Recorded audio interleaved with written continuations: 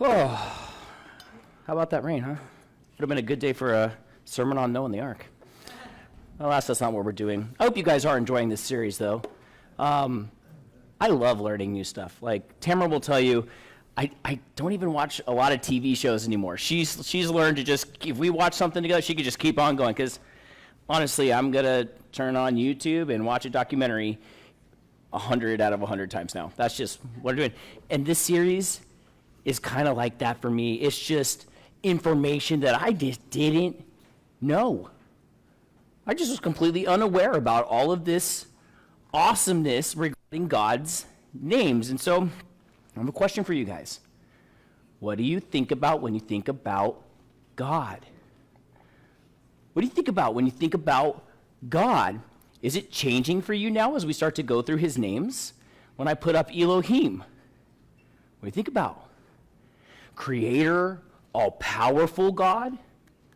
When I put up Jehovah, what do you think about? His omnipresence? Do you think about his desire to have a personal relationship with you so you could know Yahweh? When I put up Adonai, what do you think? Do you think of a rule maker? Or do you think of a creator who doesn't just create you, but also claims you? What's going through your mind as you consider God? Whatever it is the most important thing about you. Whether that lands for you or not when I say that, whether that makes sense to you, whether you believe that, the fact of the matter won't change the truth of the nature, which is whatever it is you think about God is the most important thing about you. And there's some names of God that we learn in the valley when life feels low and heavy and God whispers his comfort in the shadows. But there are other names, rarer names, not found in the valley, but found in the mountain. Names revealed in the thin air where faith breathes differently. And one of those names, perhaps the most beautiful, the most mysterious, perhaps the most hope-carrying name in all of Scripture is the one we're going to look at today, Jehovah Jireh. It's actually not a name that God announces directly. It is a name he allows his servant to discover. A name he draws out of a man who has been stretched to the furthest edges of faith. A name that doesn't come cheaply, but comes through a test of heart, a test of trust, a test of promise, a test of surrender. This name isn't learned academically. A lot of these names we're learning up here. This name is learned experientially. This name is often learned painfully, but it is also learned gloriously.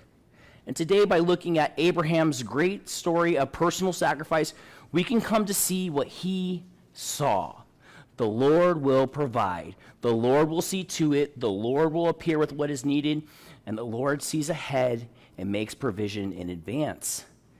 It's the name we call upon when the mountain feels steep, when obedience feels hard, when surrender feels costly, when the ram isn't visible yet, when the sacrifice is in our trembling hands.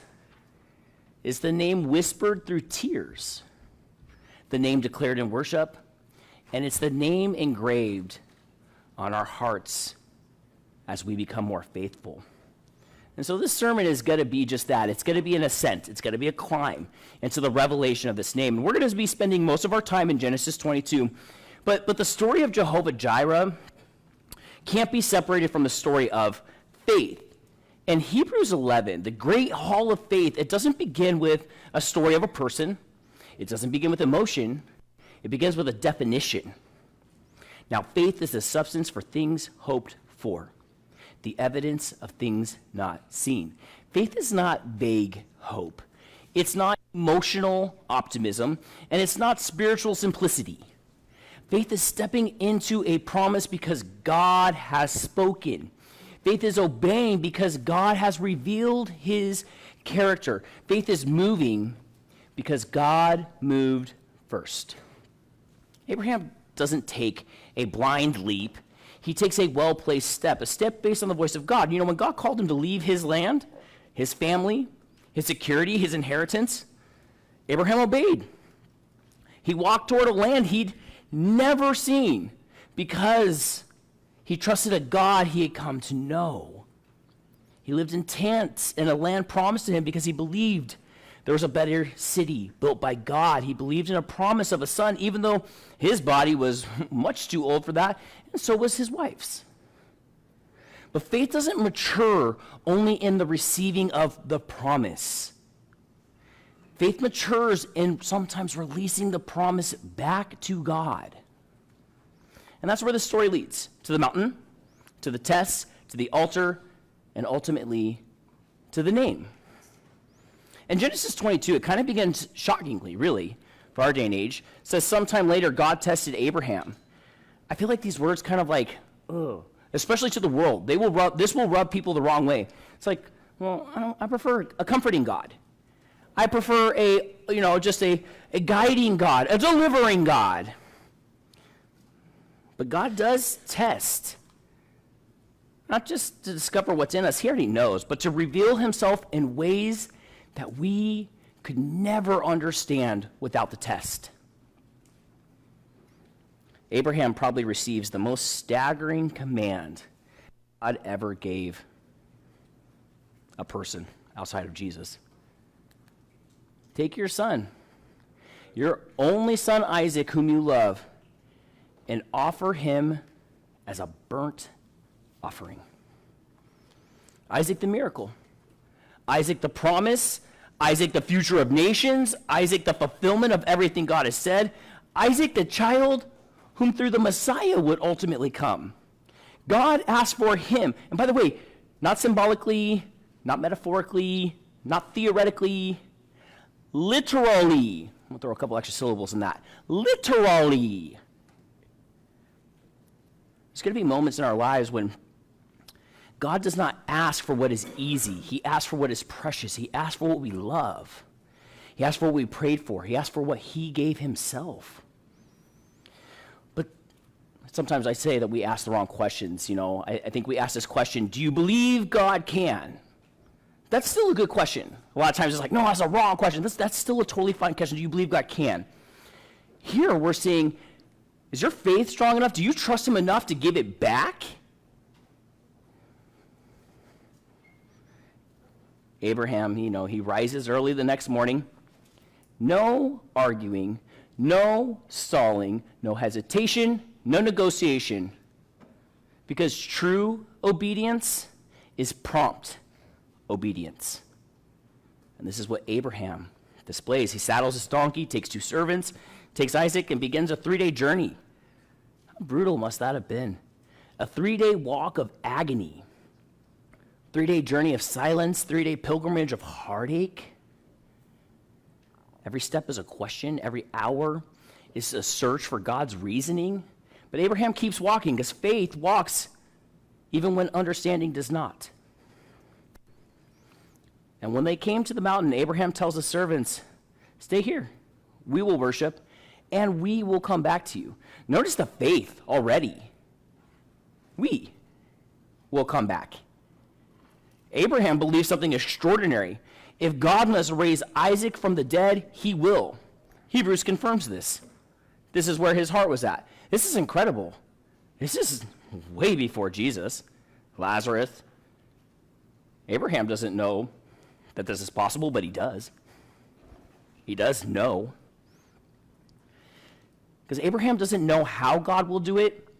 He only knows who God is. That might have seemed like a regular line. If you're falling asleep, hang on, pay attention to this really quick. In a world filled with worrying about the why, and the worrying about the what and the where, and the can God do that, the way, way, way more important thing is to not know if he can or if he will. The more important thing is to know who God is. Not the how. Then comes the ascent. Abraham gives Isaac the wood, likely a sign of Isaac's strength and maturity. This is not a small child. This is a young man. Isaac carries the wood, the very instrument of his own would-be death, up the mountain. Abraham carries the fire and the knife. As they ascend, Isaac asks this, Father? Abraham goes, yes, my son. The fire and the wood are here, but where is the lamb for the burnt offering? I remember being in the hospital with Sawyer, and it was hard. It was always hard when he was hurting or any of these other things, when he was sad because we were stuck in this hospital room. It was hard. But the absolute worst things was when Sawyer would ask me to have them stop. Please, Dad, make it stop. And it's hard. And I got to tell him, no, have faith. They know what they're doing. This is just a smidgen of what Abraham's dealing with. Because Abraham answers with that same type of faith, that trust without knowing. God himself will provide the lamb, my son. God himself, not Abraham, not Isaac, not human ingenuity, not last-minute scrambling. God himself will provide. That's the cry of faith. That is the anchor of surrender. That is the heartbeat of the name of a God called Jehovah Jireh. And they reach this place, and Abraham builds an altar, which that alone is worthy of reflection. Abraham builds altars like instinctively. His life is a sequence of altars, monuments of surrender, monuments of encounter, monuments of revelation. If you want to know God deeply, you've got to learn how to build altars. In a world where we look to God to give and give and give and give and give, God is asking us to learn how to build altars to him still. Altars of surrender, altars of worship, altars of obedience, altars of remembrance. Abraham knew what the altar is for and who it is for. And we see Abraham arranges the wood and he binds Isaac. This is a moment, again, that reveals the faith of Isaac as much as it reveals the faith of Abraham. A 20-something-year-old man does not get overpowered by a 120-something-year-old man, right? As much as we as fathers like to think that we'll be able to keep up and wrestle with our kids, the truth of the matter is they start getting strong. Even all this frustration we have with them, that gives us extra strength as we deal with them. Wrestle, play, tick, whatever. Eventually they start to get like 5, 6 plus, wearing like 2 shoe sizes smaller than me, and wrestling Noah, and I'm like, oh my goodness, I don't have much longer to do this. He's gonna break me.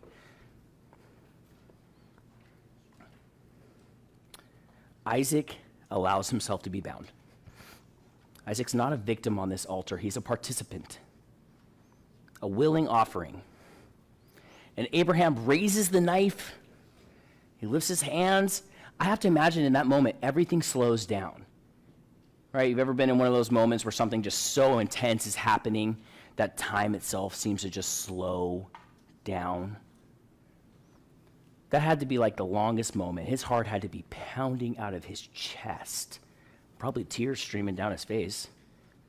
Heaven's holding its breath. This is the moment that faith stands alone, where God could see his heart. And that's when we get Abraham, Abraham. Abraham replies, here I am. Do not lay a hand on the boy. And Abraham looks up and he sees it. A ram caught by its horns. You know, I actually tried to find through a Google search. I went through hundreds of images. I rephrased the word, ram caught in bush, ram caught by horns, blah, blah. I couldn't find one. This must be exceedingly rare. This must not happen that often. I'm just saying, I could not find a single image. When you can Google for anything in the world and come up with all sorts of crazy images, nothing came up at all. This ram's not appearing out of nowhere, not poof.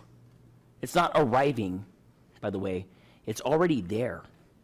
Provision is not something God scrambles to assemble. Provision is something God positioned us for before we ever even climb the mountain. In Hebrew, the word here for Jireh literally means to see. Jehovah Jireh, the Lord sees to it. The Lord appears with what is needed. This provision flows from divine vision because God sees ahead, God provides ahead, because God sees our needs and God supplies our needs. Because God saw this moment long before it arrived, The ram was already waiting. And Abraham takes the ram, offers it up in Isaac's place, and then he names the mountain. So Abraham called that place, the Lord will provide.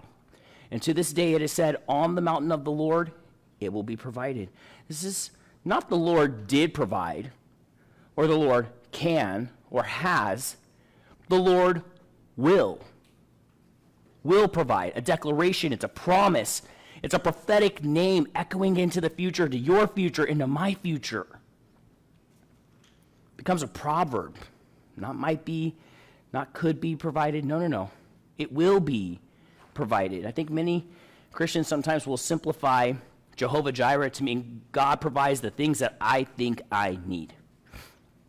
This name is so much richer and deeper and wider. Jehovah Jireh doesn't simply mean God gives us stuff.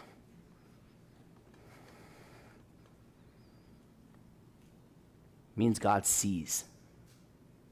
He sees our need. Before God provides, he sees. Before God supplies, he perceives. Before God meets the need, he notices the needs. He's waiting on us to climb the mountain. Jehovah Jireh is the God who sees the path you're walking and is already placing provision along the way. Jehovah Jireh is the God who saw the storm before we ever entered it, saw the tears before we cried them, saw the loneliness before we felt it. He sees ahead, he goes ahead, he provides ahead. He's the God who sees. You know, Abraham could have settled. He could have said, Lord, look, you already gave me Isaac, that's enough. In fact, we're already living in the promised land. We've received this miracle, we're going to enjoy it now. God never calls us to stop with the last miracle. He calls us higher and deeper. He calls us forward. We don't camp at yesterday's breakthrough. We don't cling to yesterday's blessing. We can't be content with yesterday's miracles to the point that we stop expecting new ones. Isaac was a miracle, absolutely. But Isaac was not the end of Abraham's journey. He was the catalyst for Abraham's next revelation. Our last miracle, our last answered prayer is never meant to be the last one. It's meant to be a launching pad for the next one. How cool is that? You guys know what the next miracle was after Sawyer got released from NICU? It wasn't me becoming a preacher. That is a miracle for sure. Like, let's call a spade a spade. No, the next miracle was Tamara got baptized. After coming to church with me for 10 years, Tamara got baptized. You want to know why? Because she met Jehovah Jireh. If Abraham had stayed in Canaan celebrating Isaac, he would have missed the name Jehovah Jireh. Some of the greatest revelations of God come after we have already experienced his goodness. Past provision is not meant to make us passive. Past miracles are not meant to make us comfortable. Past victories are not meant to make us stationary. We can't become comfortable disciples. God didn't give us our last breakthrough so we could retire. He gave it to us so we could trust him for the next mountain. You know, when Abraham passed this test, God spoke a blessing that extended far beyond Abraham's lifetime. Because you have done this, all nations on earth will be blessed. So check this out. Our obedience is not isolated. Our surrender is not individual, and our faithfulness is not private. Our obedience creates ripples. Our surrender unlocks greater faith, and our sacrifice becomes our testimony. The truth is that someone's breakthrough may depend on our obedience. Someone's healing may depend on our trust. Someone's deliverance may hinge on our surrender. Someone's salvation may trace back to our faith.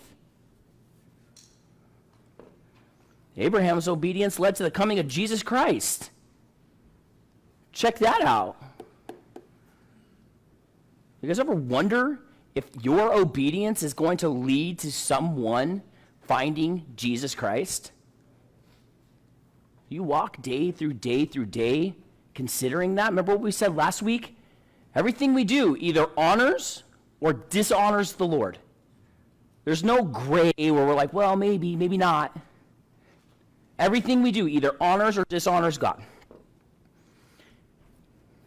Faith is not just personal. It's something the world sees. When we show faith in the midst of trials, when we make sacrifices without hesitation, that's when our light shines brightest. Jesus said, let your light shine. And you want to know something awesome? Genesis 22 just points to Jesus. They both carried their altars. Isaac carried wood up a mountain. Jesus carried a cross up Golgotha. They were both dearly beloved and innocent sons. Isaac was a beloved son, and Jesus is God's only begotten son. They allowed themselves to be put up as a sacrifice. Isaac submitted willingly. Jesus submitted completely. And Isaac was laid in the wood. Jesus was nailed to it. Just one kind of big difference. Isaac was spared. Jesus was not. On Mount Moriah, God provided a ram, and centuries later, God provided the lamb. On that hill called Golgotha, just outside the walls of Jerusalem, the Father didn't say, stop. The knife did not stay. Judgment fell, righteousness was fulfilled, sin was paid for. Jehovah Jireh is not just the God who provides in our daily lives. Jehovah Jireh is the God who provides the things that we could never, ever get on our own, like the perfect sacrifice. The ultimate meaning of the name Jehovah Jireh, this is the core of the gospel. Everything God has given us flows from the one he did not spare. You know I was going to use this verse. He who did not spare his own son, but gave him up for us all, how will he not also, along with him, graciously give us all things? You know, the name is not just about God seeing the bigger picture. It's about God seeing you. He sees your exhaustion. He sees your confusion. He sees your late night prayers. He sees your empty bank accounts. He sees your strained marriages. He sees your hidden heartbreak. He sees the child you are praying for. He sees the addiction you're fighting. He sees the grief we bury. He sees the fears we don't say out loud. He sees the mountain we're climbing. Jehovah Jireh doesn't just see the world, he sees you. Hagar says this actually earlier in Genesis, right? She says, you are the God who sees me. God sees you. He will provide for you. Not always in the way that we expect, not always in the timing that we want, not always with the clarity that we want, but always with the wisdom, timing, power, and love that accomplishes his purpose and sustains our souls. Every believer has a mountain to climb. And not all mountains are physical. Some are emotional, some are spiritual, some are relational, some are financial, some are vocational, whatever you want to say. But every mountain is an invitation.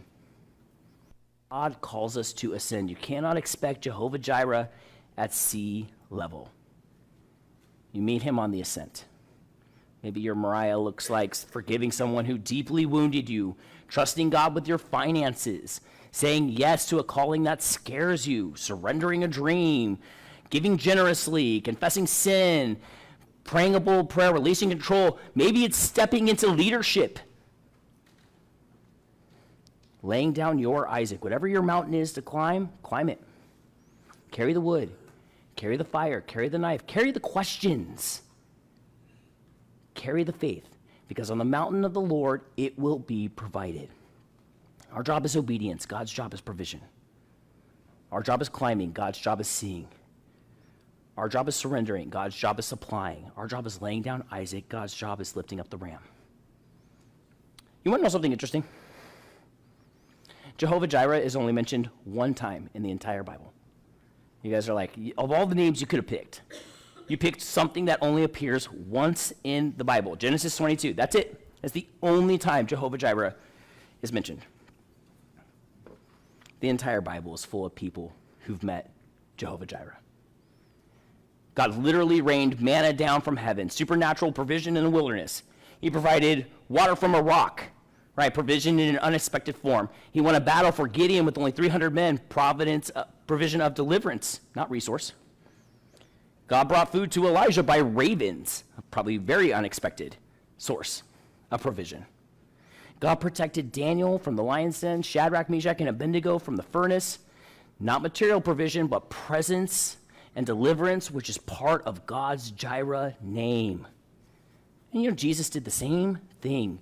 Fed the thousands multiple times. Provision beyond human understanding. And by the way, not limited to one. You don't have to just get the one. Jesus turned water into wine, stepping up even in those last second problems. Jesus provided the ultimate meaning of Jehovah Jireh, the perfect lamb provided for all time. And some of you are maybe at where Abraham was at. The moment when the knife is raised, when the ram is not yet visible, when the test feels unbearable, when the outcome is uncertain. The moment when obedience feels like a loss. But hear this truth. God rarely provides before the moment of surrender. Amen. He provides in the moment of surrender. I'm going to give you guys time to write that one down. God rarely provides before the moment of surrender. He provides in the moment of surrender. Just because you can't see the ram doesn't mean God hasn't provided it. Just because the thicket looks empty doesn't mean God hasn't filled it. Provision is often hidden until obedience is completed. Faith must walk to the altar before the ram comes into view.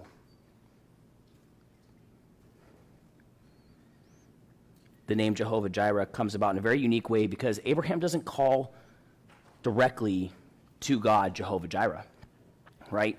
He names the place Jehovah Jireh. We got to start doing the same things that these great people of faith did. So let me ask you, think about your story. Think about your past. Where has God provided? Where has God showed up in your life? Where has he carried you? Where did he heal you? Where did he rescue you? Think about it. Where's that place? Wherever that is, that's Jehovah Jireh. Name the hospital room, Jireh. The courtroom, Jireh. The graveyard, the kitchen table, the car ride, the prayer space, the season, the memory, the heartbreak, the restoration, all of it is Jehovah Jireh. Then every footprint of faith becomes a testimony. Every answered prayer becomes a monument. Every provision becomes a new mountain that we have named Jehovah Jireh. Our life should be filled with mountains we have named Jehovah Jireh. At the end of the story, Abraham learned something greater than just God's provision. He learned God's sufficiency. Jehovah Jireh is not ultimately about what God gives. It's about who God is. He is enough. He is faithful. He is present. He is powerful. He is sovereign. He is good. He is generous. He's wise. He's attentive. He's trustworthy. He is loving. When God calls you up a mountain, he's not testing you to see hit your limits. He's calling you to discover his unlimited sufficiency.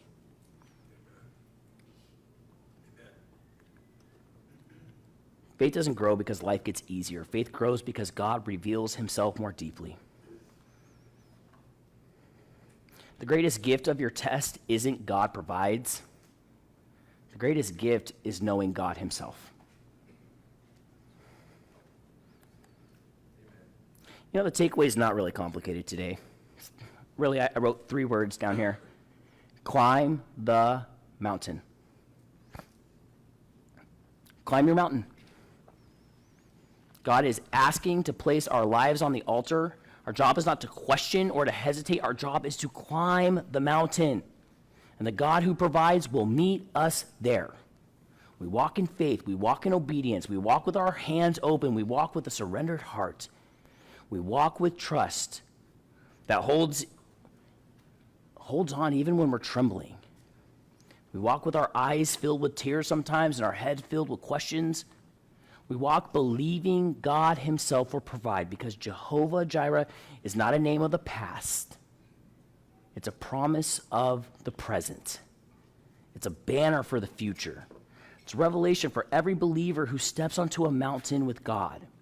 On our mountains, in our surrender, in our obedience, in our sacrifice, in our fear, in our confusion, in our faith, Jehovah Jireh will see to it. Not might, not could, not hopefully, not possibly, will. The Lord will provide. The Lord will see. The Lord will sustain. He will redeem. He will show up. And when he does, we name that place. And that name will echo in our hearts for the rest of our lives. Jehovah Jireh, the God who sees to it, the God who provides. Again, I'm not sure I can give a much better invitation than that. If that's the life you're looking for, we can help you find that. I bet we could find water deep enough to baptize you outside right now. But in all seriousness, if it's your time, we'll baptize you in the rain, we'll baptize you in the snow, we'll baptize you in the heat of summer. Don't wait to meet our God. Come today as we stand and sing the God who provides.